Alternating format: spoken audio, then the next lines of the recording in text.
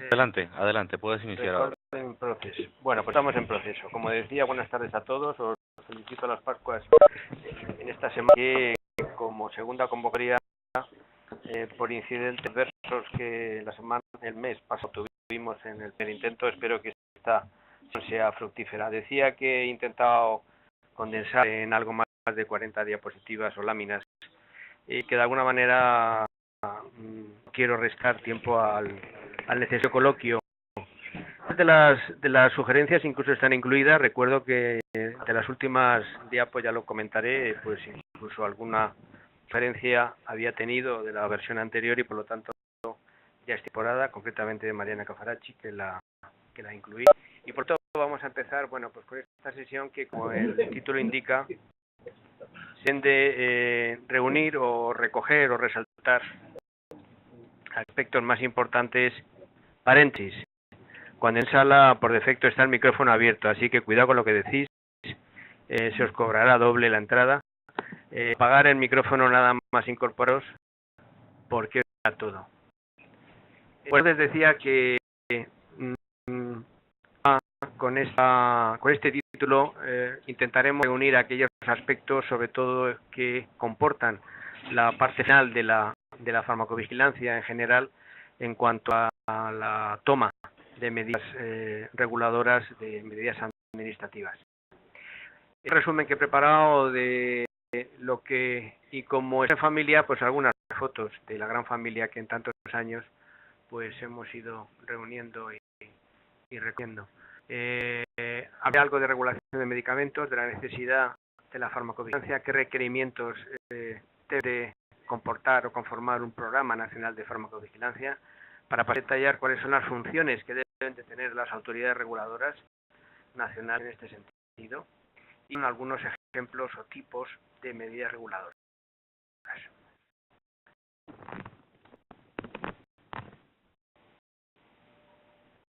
Exacto, buen clic. Bueno, más familia, como podéis comprobar, la familia es amplísima. Bueno, entonces vamos a comentar algunos aspectos concretamente con respecto a la regulación de medicamentos. Las autoridades sanitarias reguladoras deben asegurarnos que la aplicación, distribución y utilización de los medicamentos estén controladas de una manera efectiva. ¿Para qué? Pues para promover y proteger la salud pública. Realmente el objetivo del uso de los medicamentos, en ese criterio de uso racional o adecuado de medicamentos, todo debe de girar en torno a ese fin, y el fin último, por supuesto, es de protección y promoción de la salud pública. Las autoridades reguladoras, os he traído a colación la acción que estableció en la Asamblea Mundial de la Salud, como sabéis, todos los años, la Organización Mundial de la Salud. Bueno, pues en esta reunión, 57 de abril de 2004, pues por comprobar cuáles son las funciones y, por lo tanto, demandadas y de cumplirse por parte de las autoridades reguladoras de medicamentos. Primero, evaluar la seguridad, eficacia y la calidad de los medicamentos para emitir las autorizaciones de comercialización.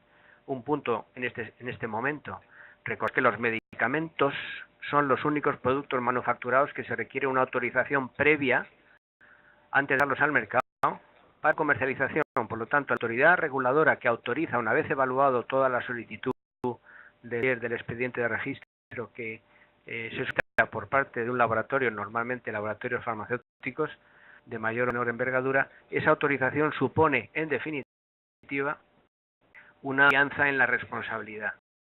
Una responsabilidad por parte del laboratorio fabricante que ha desarrollado el medicamento y de la autoridad reguladora que ha autorizado el medicamento. Como repito y decía anteriormente, el único producto que se manufactura en serie y requiere una autorización previa a su comercialización o lanzamiento. Deben de autorizar la fabricación, importación, exportación, distribución, toda la cadena, incluida la promoción y publicidad de los medicamentos, en todas en las que esté, y en tercer lugar, la autorización de los ensayos clínicos y su seguimiento. La función en la de inspeccionar y vigilar a los fabricantes, importadores, mayoristas, dispensadores, droguerías, etcétera, todo es la cadena de distribución, por lo tanto es muy entender que se debe de exigir personal sanitario en cada uno de ellos, de esos puntos. Me refiero a que un fabricante de elementos, un laboratorio farmacéutico, debe haber una dirección técnica normal en personas cualificadas con grado de farmacéutico, químico farmacéutico, y la exigencia sanitaria de que toda la cadena de distribución cumple requisitos que serán inspeccionados y vigilados por la autoridad reguladora. Por tanto, hay función también de los inspectores de sanitarios en donde se circunscribe esta cuarta función. La clara y supervisar la calidad de los medicamentos comercializados, importante en los países de FAL o de forma regional, como en algunos casos, en el caso de Europa sí lo es, que se dispongan de laboratorios oficiales de control para de forma periódica, anual, etcétera, se recojan muestras del mercado, se hagan controles de calidad para ver y comprobar que los medicamentos que están circulando están en condiciones adecuadas, y en casos esporádicos que a demanda en algún problema concreto se pueda exigir o se pueda requerir el análisis de un problema concreto. Veo en el chat que Gilda dice que están conectados, pero no escucho.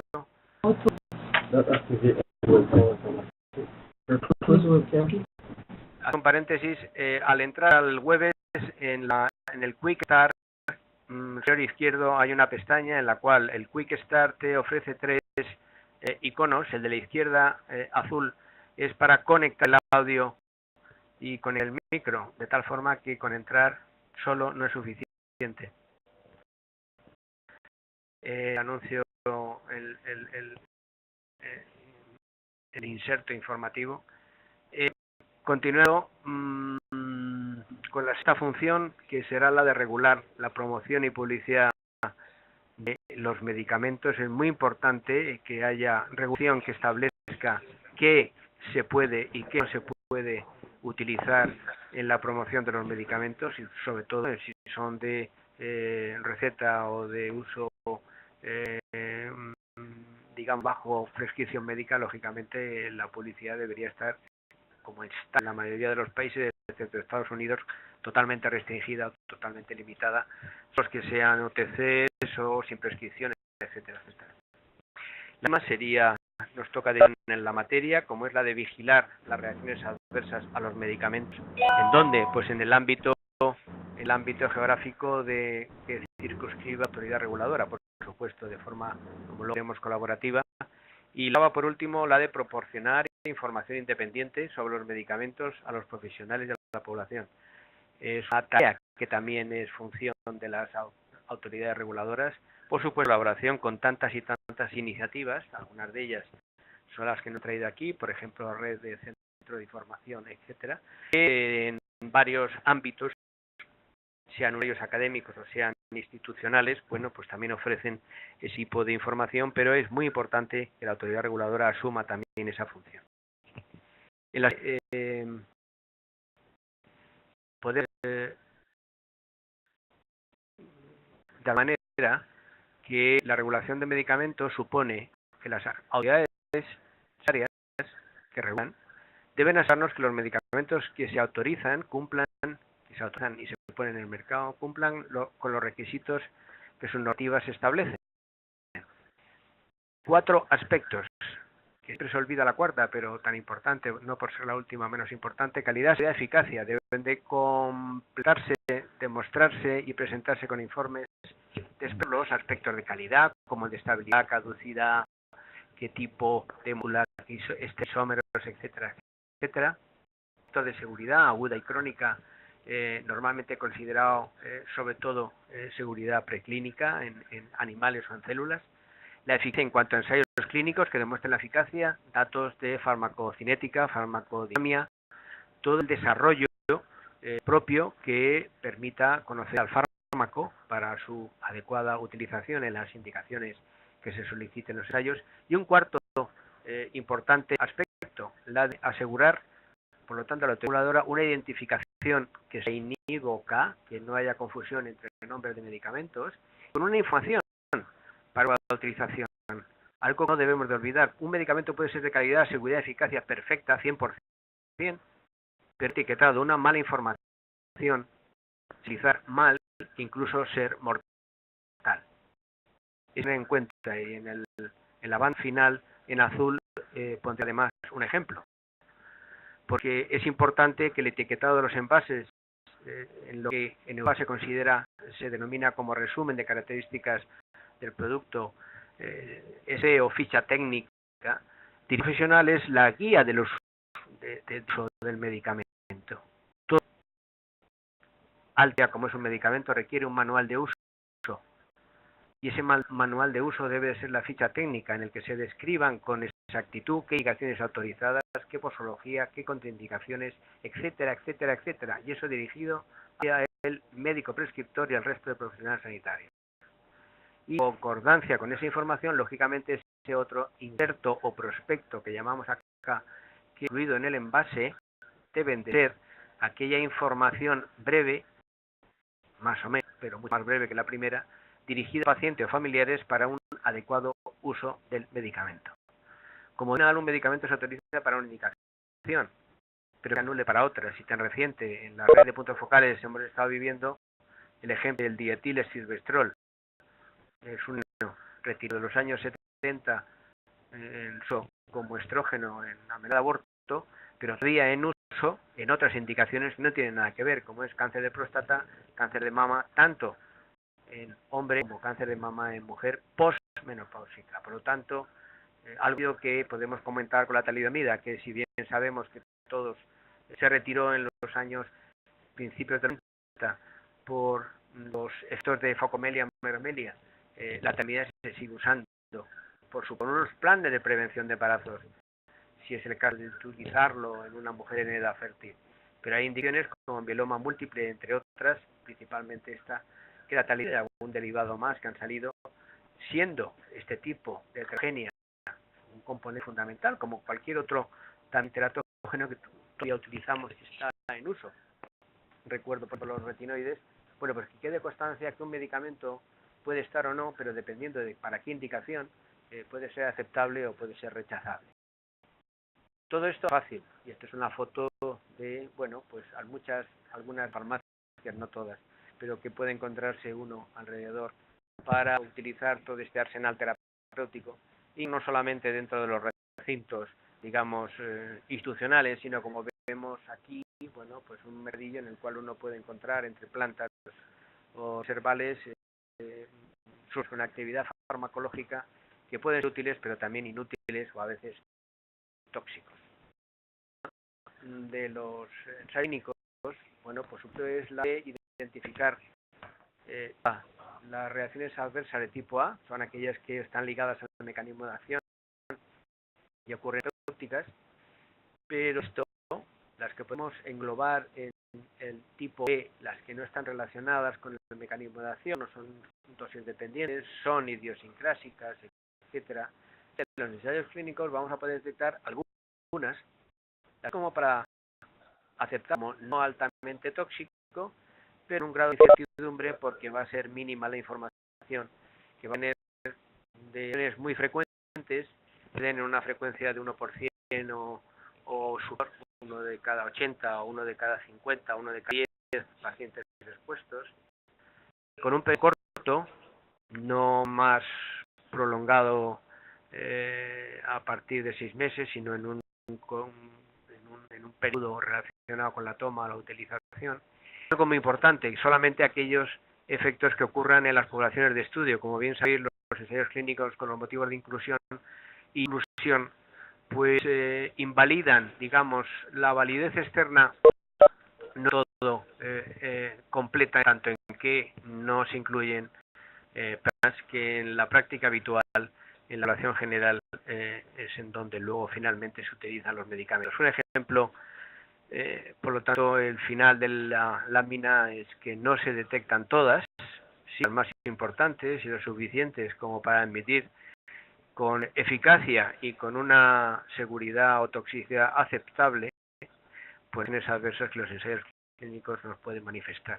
Esta es la lámina que intenta recoger lo que uno experimenta ensayos clínicos, casi todos los pacientes expuestos o voluntarios o en todas las fases del desarrollo clínico, los pacientes van a ser más o menos homogéneos, pero la práctica habitual en la que el doctor normalmente a la hora de prescribir se encuentra, pues como refleja la imagen, es bastante diferente y es bastante heterogénea.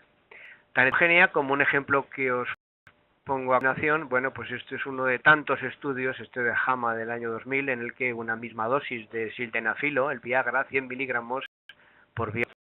Bueno, niveles plasmáticos según qué población. Población blanca, digamos, como bien recogen los autores, thick white men en blanco y en negro, la línea de los niveles plasmáticos en 24 hombres mexicanos. Como podemos ver, 100 miligramos de Viagra obtienen niveles plasmáticos casi el doble en población mexicana de la que los ensayos clínicos, bueno, pues realmente aportan. Un ejemplo de cuán importante es la farmacovigilancia para comprobar si en nuestras poblaciones, que a lo mejor no se parecen a la acción en la que se han realizado toda la investigación clínica, bueno, pues saber que en nuestras poblaciones quizás 100 miligramos de sildenafilo sea sobredosis en comparación con los 100 miligramos en otras poblaciones.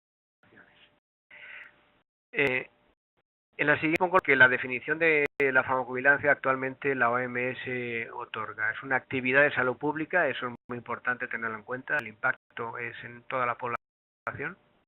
Aspectos: a identificar, a evaluar, a cuantificar y a prevenir, y lo que es el objetivo final. Podemos detectar, podemos evaluar, podemos saber que es uno de cada 100, pero si ahí nos paramos y no tomamos ninguna medida para prevenir los efectos adversos de esos medicamentos que acabamos de identificar como nuevos riesgos, lamentablemente la farmacovigilancia no ha concluido su objetivo final, que es protección de la salud pública. Como bien recoge la definición, los efectos adversos de los medicamentos o cualquier otro problema relacionado con ellos. Luego, el objetivo principal, no olvidemos, es la protección de la salud pública por tantas razones, o por esta razón, mejor dicho, para expresarme mejor, por esta razón en tantas ocasiones, en la protección de la salud pública hay que tomar decisiones en farmacovigilancia con un grado alto de incertidumbre, pero es preferible para proteger a toda la población quizás suspender o retirar un medicamento o tenerlo en vigilancia precisamente para evitar riesgo a nivel poblacional. Los programas básicos de farmacovigilancia son la notificación espontánea. Se define como que los profesionales sanitarios y ciudadanos, lo que reciente la normativa europea los incluye como notificadores, notificar de diversos canales las sospechas de reacción adversa asociadas a los medicamentos que ha estado expuesto el paciente. Se dan en lo que se conoce como programa de notificación espontánea mediante tarjetas amarillas u otros colores. Hay países que lo tienen no solamente amarillo, sino verde o de color azul, etcétera, etcétera. Por supuesto, la notificación espontánea se considera, y así también como en Europa se establece, hace énfasis en el seguimiento de las publicaciones en revistas médicas, porque están publicando y es una buena fuente de información de casos o series de casos que espontáneamente médicos o profesionales de la salud publican en revistas, por lo tanto importante hacer un seguimiento. Y los programas que en algunos casos, porque la normativa así se establece y les obliga a los laboratorios, a las compañías farmacéuticas titulares de sus medicamentos, a poner en marcha sistemas de recogida de información que de forma espontánea, de alguna manera, también semejaría a los programas de notificación nacionales, pero en cuanto a la información que los laboratorios puedan recoger, también están establecida la obligación de intercambio en plazos, incluso, como luego veremos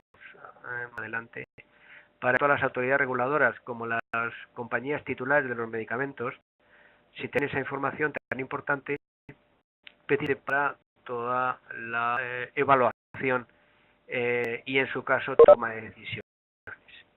sin olvidarnos que la notificación espontánea no es más allá que un diagnóstico clínico más y por lo tanto sigue sus mismos procedimientos, motivos de decisión, una prueba o no prueba o cualquier otro tipo de decisión diagnóstica, pero una ictericia colestática, si no hay ningún problema constatable de serología, de obstrucción vía ecografía abdominal, etcétera, que pueda justificar una ictericia de ese estilo, bueno, pues en la anamnesis, si hay datos como determinados medicamentos, es una fuente clara de comprobación de esa manera por exclusión. Los medicamentos puedan ser, en ese caso concreto, la potencia de esa alteración aguda grave a nivel hepático. Si no, es que esto no son nada más que sospecha y son nada más que notificaciones, en el sentido de que a la más mínima sospecha con la información suficiente se pueda llegar a notificar, y la notificación en el sentido de notificación, ni una denuncia, ni una declaración, ni nada que sea interpretable como una intervención fiscalizadora de la intervención médica. En el sentido de farmacovigilancia vigila los fármacos, no vigila a los médicos que prescriben los fármacos. A veces se deja entrever y es lo que hace que muchos prescriptores, médicos por ejemplo, pues cuenten realizando esa actividad pensando en que ser un arma arrojadiza contra ellos mismos, pensando que es una la praxis. La vigilancia vigila los efectos adversos que pueden darse en las poblaciones de manera, digamos, espontánea. Y digo espontánea sin tener a ver por medio ni un problema de mala calidad del medicamento ni una mala praxis del médico prescriptor. Por algunos casos lo puedan existir. Continuamos. A ver, algo ha pasado aquí con el puntero. No sé quién ha hecho algo que no está previsto.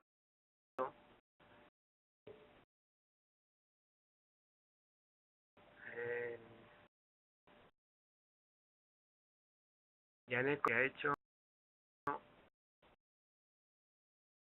que también alguien le ha dado el puntero.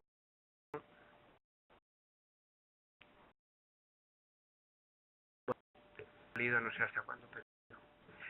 Voy a mostraros algunas de las definiciones que pretenden, que están armonizadas, concretamente, por ejemplo, en toda esta información, por lo menos en Europa, en semejanza con Estados Unidos o Norteamérica en general, son más o acuerdos que las conferencias de armonización de ICH establecieron en documentos de referencia. En este caso, todas las definiciones en el documento de ICH E2A recogidas y así se aplican en la legislación. Por supuesto, son normas o estándares de referencia que, como luego iremos viendo, las autoridades reguladoras pueden o no pueden tomar. Aquí no hay una Torá, no hay un documento, no hay una Biblia universal que diga de farmacovigilancia lo que hay que hacer, sino que será a lo largo de la presentación cada autoridad reguladora en esas funciones, en el ejercicio de esas funciones, tendrá que regular, tendrá que normatizar, tendrá que sacar normas, decretos, leyes o como corresponda que establezca toda esta actividad para establecer las obligaciones de ellos mismos como autoridad reguladora y de las entidades o agentes, concretamente las farmacéuticas. Como digo, es la reacción adversa, como tal se define desde la última acción que entró en vigor en julio del 2012, ha ido sufriendo cambios, pero en el momento actual la definición de reacción adversa es de cualquier respuesta nociva y no intencional a un medicamento. Algo tan simple y por lo tanto tan complejo y tan amplio. ¿Por qué? Porque no solamente es una reacción adversa cuando se utiliza en las condiciones autorizadas, sino también fuera de las indicaciones autorizadas. Como bien el párrafo intento recoger. Ya tengo audio. Perfecto.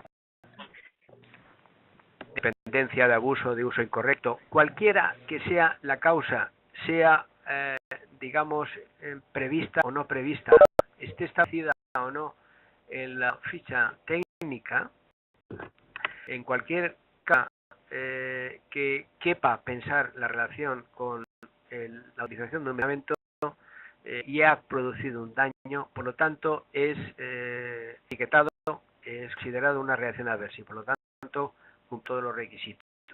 Hay una interacción entre una hierba de San Juan y un anticonceptivo oral y haya producido un embarazo no deseado, si hay una interacción entre una INE y un anticoagulante oral y produzca una hemorragia digestiva, o si hay un error de medicación y que por todo error de la dosificación recibe el triple de dosis o recibe diariamente la dosis semanal que le tocaba tomar de metotrexato y el paciente al final fallece.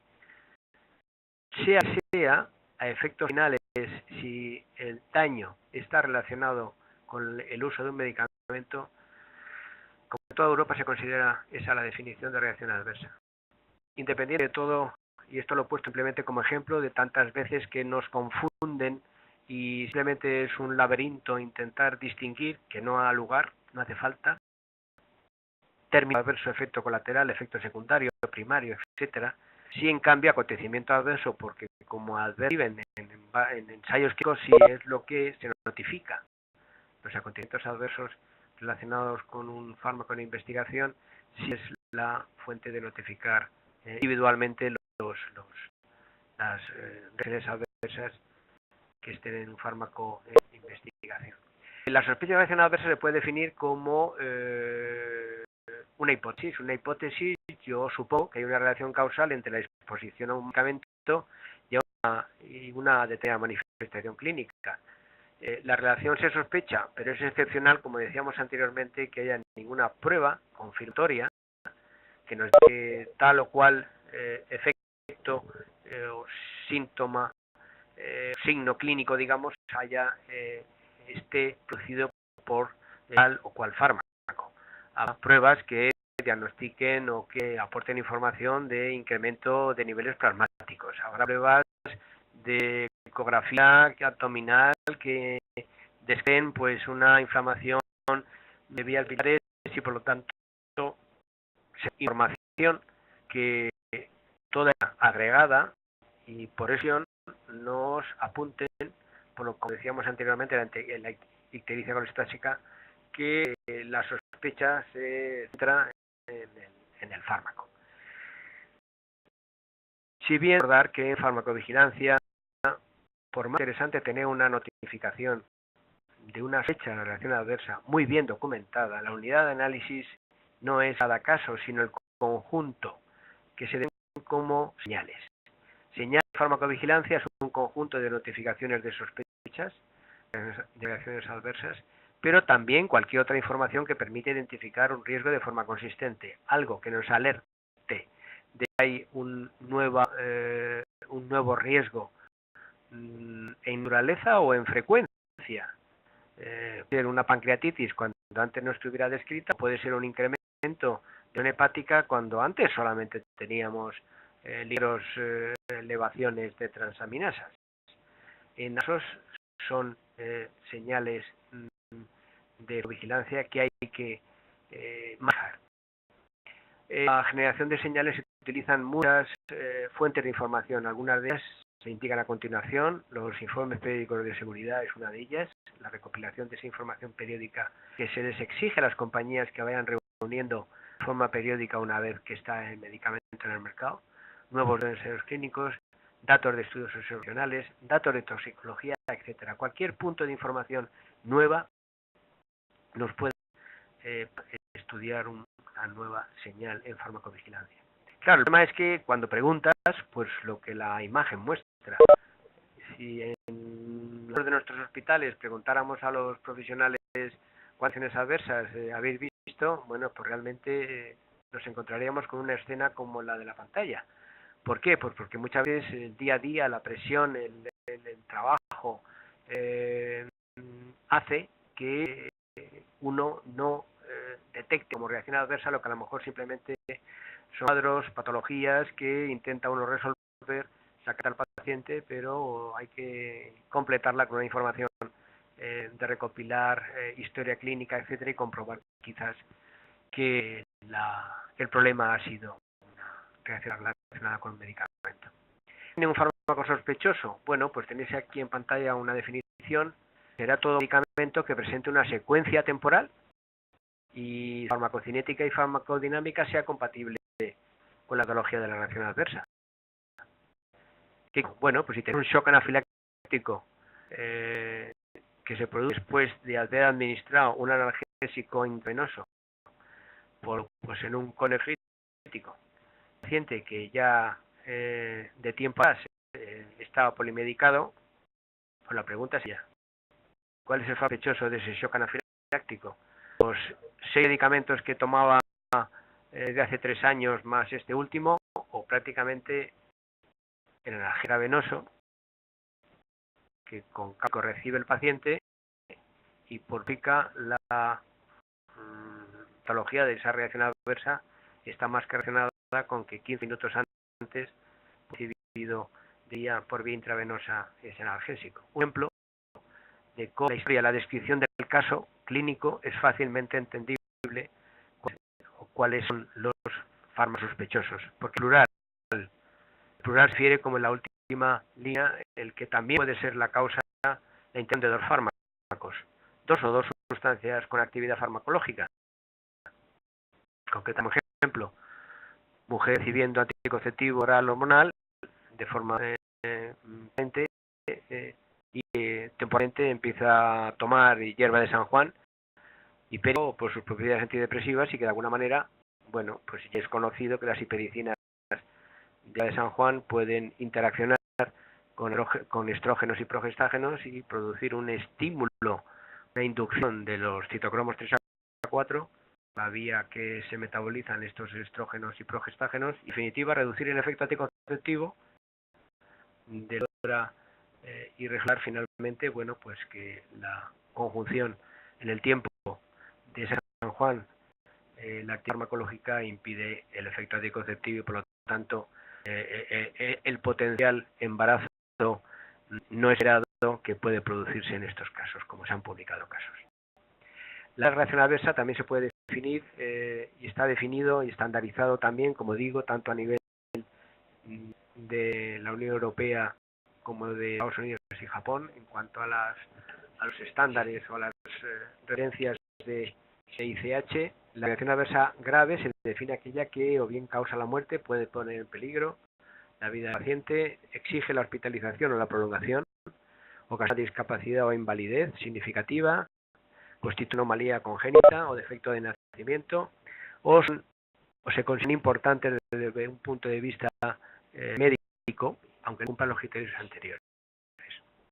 Pues que se agrave también todas las sospechas de transmisión de agente infeccioso que se ha podido producir a través de medicamentos. Recordemos que hay medicamentos que son embaos, por ejemplo, son de extracción y de alguna manera, bueno, pues por más sistemas de inactivación viral, etcétera, pueden en algún momento producir algún problema como una transmisión de partículas virales, por ejemplo, de hepatitis.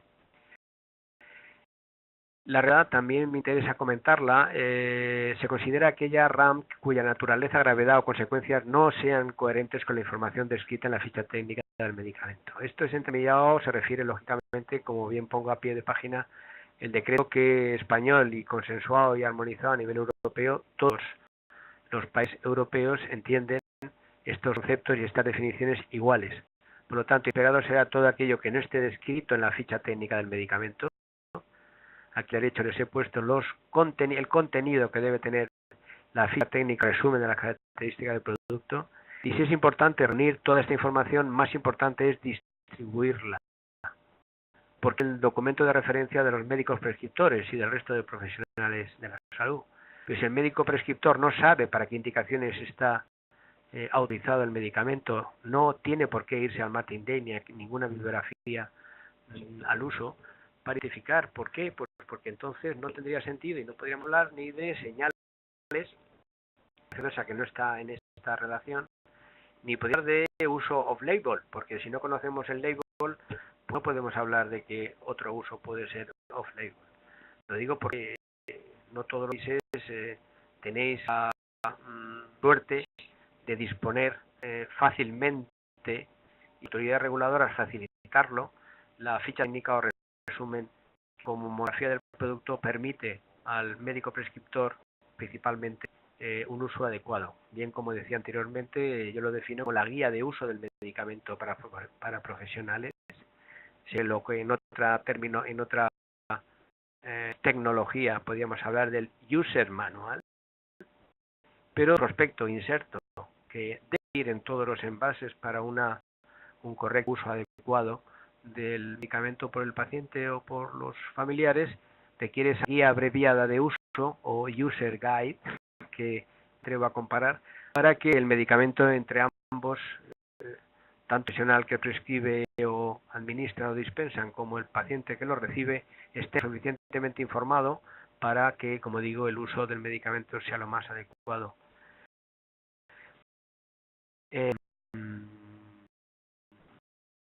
Bien. Lo requerimos de un sistema de farmacovigilancia. Un paréntesis, me piden, con la presentación se repartirá, me vais a permitir que cite lo que está sobre todo resaltado de muchas de ellas, por lo tanto mejor para dar tiempo a la discusión y al coloquio. Cualquier sistema de farmacovigilancia debe tener 5 componentes. Un centro nacional de farmacovigilancia designado, con funciones, con personal suficiente, con estructura, etcétera, etcétera, y vinculado a donde se pueda y se ponga en marcha con el programa internacional de la OMS. Tiene que haber un sistema nacional de notificación espontánea, tiene que haber un formato, un formulario, una boleta, una tarjeta amarilla, y tiene que estar amarilla del color que sea, lo suficientemente distribuido para que cualquiera que la requiera la tenga a mano.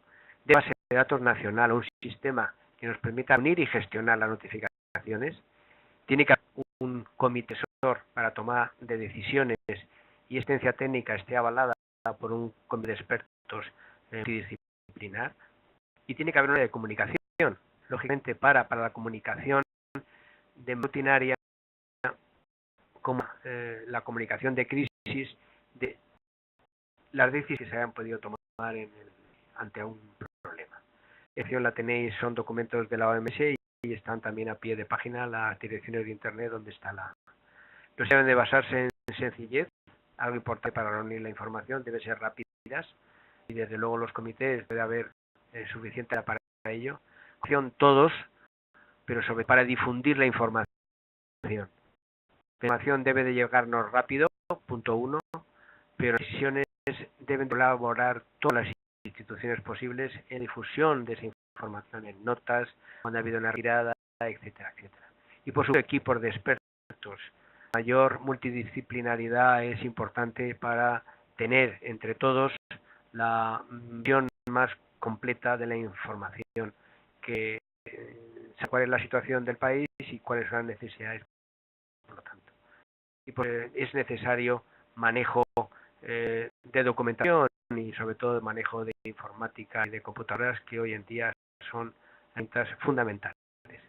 Y es una regulación fuerte para las compañías farmacéuticas, lógicamente no solamente en papel, sino luego haciéndola vía inspecciones o vía incluso sanciones.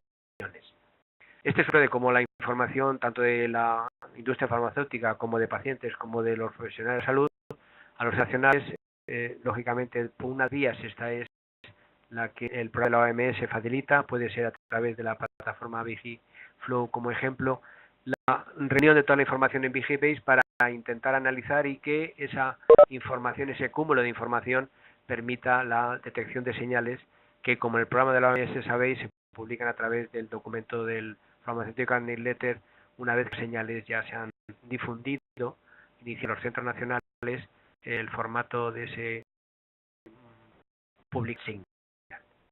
Con redes fundamental, y aquí para ello estamos tomando como ejemplo el Sistema Español de Farmacovigilancia. Os lo voy a poner brevemente, simplemente para que veáis cómo todo lleva a efecto. De algunos farmacéuticos, enfermeros, ciudadanos utilizar tarjeta amarilla en papel o de forma electrónica, así como las compañías. Toda acción que puedan recibir también las compañías tienen obligación de hacerla llegar. Como veis, estudios que promuevan formato CIONS individual o de la literatura, todo ello se engloba, se dedica a un sistema, 10 centros, cada uno en cada una de los gobiernos regionales o comunidades autónomas, Y esa información es un conjunto que fuentes que puedan venir de otros orígenes, bueno, pues supone que el objetivo, como veíamos, es evaluar la relación beneficio-riesgo de esos medicamentos, en nuestro caso con CES, el Comité Técnico y el Comité de Seguridad, para que la autoridad reguladora, que en nuestro caso es la Agencia Española de Medicamentos, tome decisiones. Las medidas pueden ser en cambios, en variaciones en el texto, o puede ir a dar suspensión, revocación de los medicamentos finalmente. Que pueda. Y si no se cierra informando de tal medida no tendría sentido, como hemos contado anteriormente. De tal manera que tanto a los profesionales como a veces directamente en texto a los usuarios, se hace llegar por todas las vías posibles esa información para que alcance a quién, pues a los médicos, farmacéuticos, enfermeros y ciudadanos a través de boletines, cartas, páginas web, etcétera, etcétera. Algunas de las actividades recientes en los últimos 15 años tenéis, bueno, conocido en el mundo mundial, la ceribastatina se retiró en agosto del 2001, a resaltar aquí el Rofloxacin, el Vioxx en el septiembre de 2004, algunos y último, pues en toda Europa se retiró en el año 2013 Miolastan. ¿Por qué? Porque a partir del 2012 la nueva normativa europea establece que las medidas sean no como en su momento se retiró la nefazodona o no caso en su momento España retiró la nimesulida, por más que la nimesulida todavía en algún país europeo siga existiendo, concretamente Italia y Portugal. Es de cómo hasta el año 2012 la acción europea permitía la retirada llevada a cabo por un país, pero a partir del 2012 el caso del Miolastan es el ejemplo que permite constatar la necesidad de acordar una medida global, y eso se toma en el comité que empezó a funcionar en el 2012, y es una de las medidas en Europa de tomar para toda la Unión. Un ejemplo de todo lo que supone la farmacovigilancia se recoge en esta diapositiva, es lo que llevan los 4 pilares de la farmacovigilancia. De la normativa, sí, pero debe también haber recursos, debe también compararse y utilizar su método científico y sobre todo, y no por último menos importante también, una colaboración tanto dentro del país o dentro del ámbito en el que se mueva como fuera, como ahora veremos con detalle cada uno de ellos. Equipo multidisciplinar, formación inicial y formación continuada, con learning, os pongo algunos ejemplos que no voy a pararme a comentar. Debe haber un plan de comunicación de riesgos.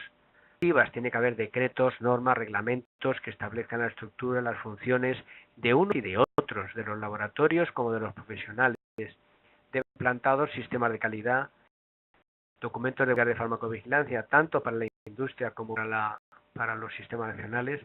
Debe establecerse, como ya está, conocéis muchos, la OPS, introducir indicadores en farmacovigilancia, tanto de actividad como de procesos, y todo debe de estar establecido con reglamentos que permitan toda la actividad para, digamos, funcionar de una manera coordinada.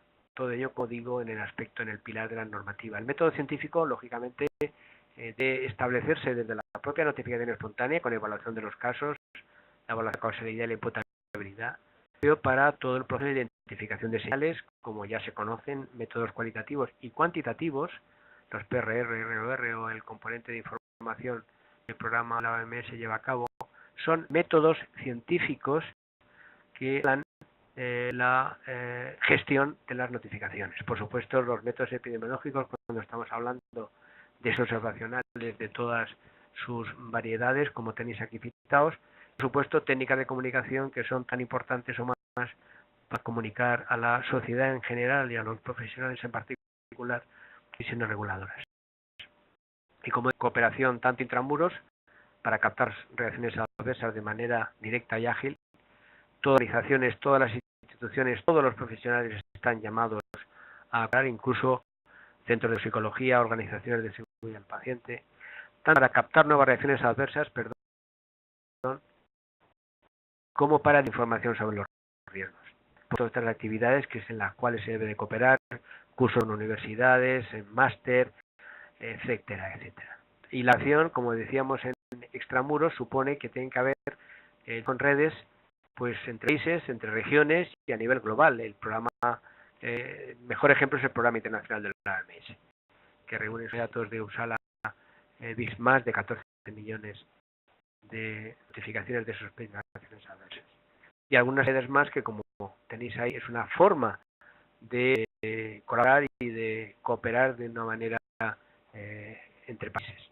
Medidas reguladoras, en ese sentido, podemos resumir en 3 grupos. Cuando el riesgo es aceptable, se pueden incluir información de ficha, por ejemplo, el carisopredol inicialmente, que motivó la retirada final en junio del 2008. Si el riesgo es aceptable, bueno, pues están ejemplos, como veis aquí, con algunas restricciones de indicación en segunda, etcétera, etcétera, algunas indicaciones, como fue el caso del Lanción triazolán. Aceptable en todas las condiciones de uso, bueno, pues simplemente queda la retirada del fármaco, como puede ser y fue el de la nesulida o astemizol, de forma inmediata, porque no hay ningún problema. En algunos casos la retirada debe ser progresiva.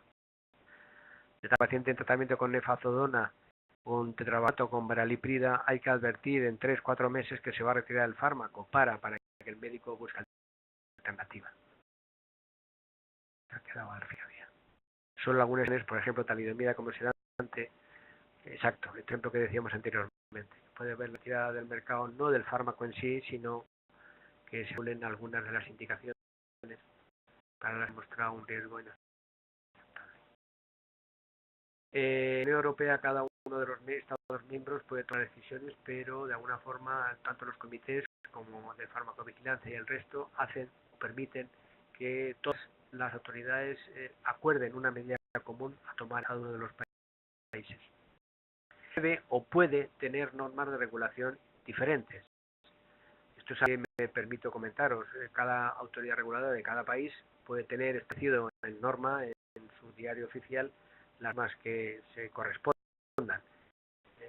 Y por supuesto puede haber opciones distintas. Son opciones de cómo se puede tomar medidas administrativas reguladoras, bueno, pues viendo las herramientas o las figuras legales que tengamos en nuestra normativa.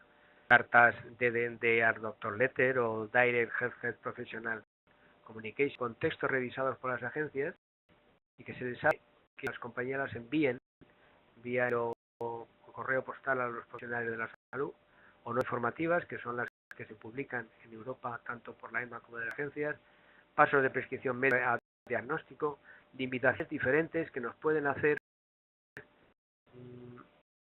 tomar en una reguladora como ejemplos de que acabamos de comentar, o incluso me he permitido comentaros y citaros adecuación a la fórmula química, como de hecho se hizo hace 8 años en España. Se retiró la aspirina, el acetil salicílico que llevaba, se ha dejado simplemente como alcalinos efervescentes, o que se limitó la piritildiona y se quedó con difenhidramina, adecuando la fórmula como inductor del sueño. Simplemente una manera de cómo tomar medidas reguladoras. Se han evaluado los efectos de la farmacovigilancia, se ha basado un ejemplo lo que todavía nos queda por avanzar, que el ver a qué sirve la farmacovigilancia, a lo más que se ha llegado a establecer son cifras, son parámetros como número de retiradas de medicamentos o cambio de ficha técnica, pero no hemos llegado a acabar, y esa es una tarea que el futuro nos urge tomar llevar a cabo, ver si las medidas de farmacovigilancia han tenido impacto en los hábitos de prescripción, en el uso racional de los medicamentos o tratamientos de los pacientes han mejorado. Es una de las necesidades o el reto que la farmacovigilancia del futuro se plantea. Las medidas reguladoras tomadas es objetivo intermedio. La farmacovigilancia, lo que deberíamos llegar a pensar es si ya tiene objetivo final conseguido, como es el de adecuado manejo y utilización de los medicamentos.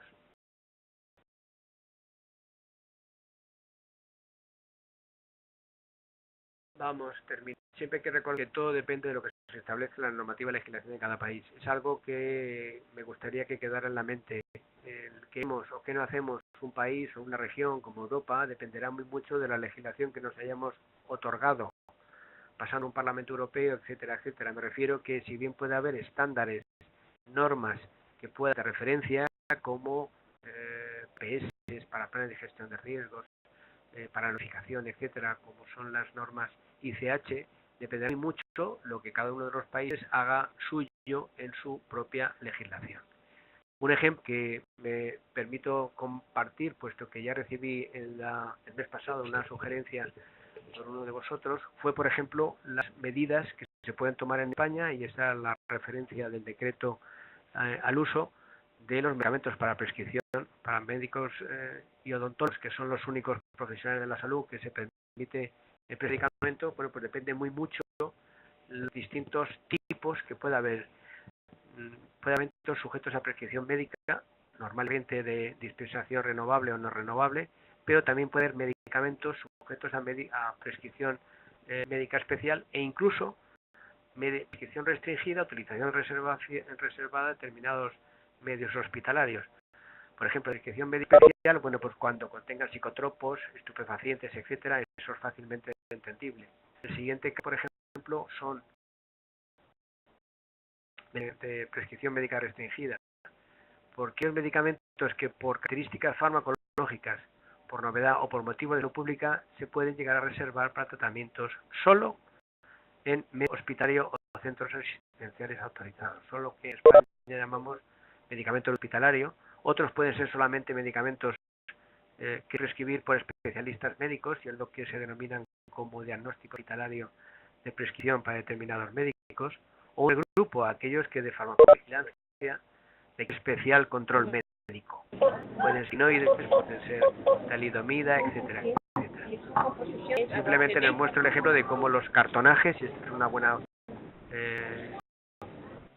gente española, lo tenéis disponible. A ver, termino.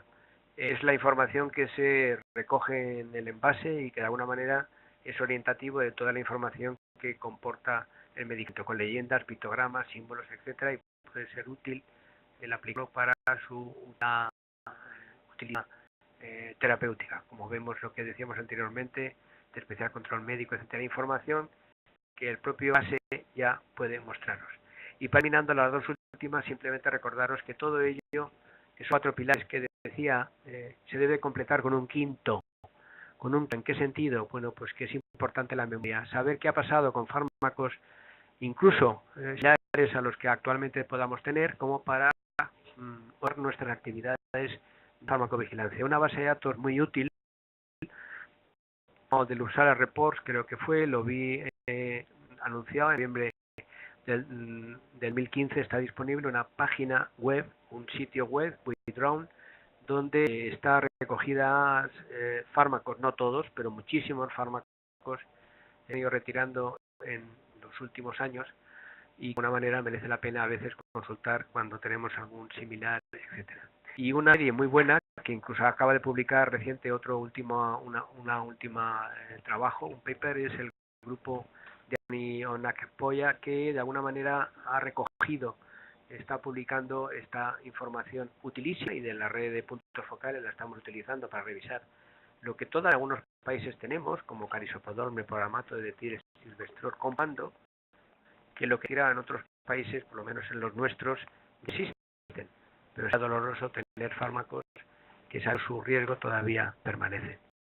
Para estar simplemente con algo que creo que es parte de lo que, o gran parte de lo que hemos compartido. La farmacovigilancia se basa en normas o nacionales o regionales, eso es muy importante, dependerá de lo que digan para cabo, y la farmacovigilancia es una tarea cooperativa. Todo el mundo que quiera aportar algo es necesario, y sería una locura disuadirle para que no colabore. Yo te voy a ayudar, no lo voy a terminar esto. Bueno, pues con esto he terminado, así que es el momento vuestro para, si queréis me preguntas o algún tipo de aclaración, estoy a vuestra disposición.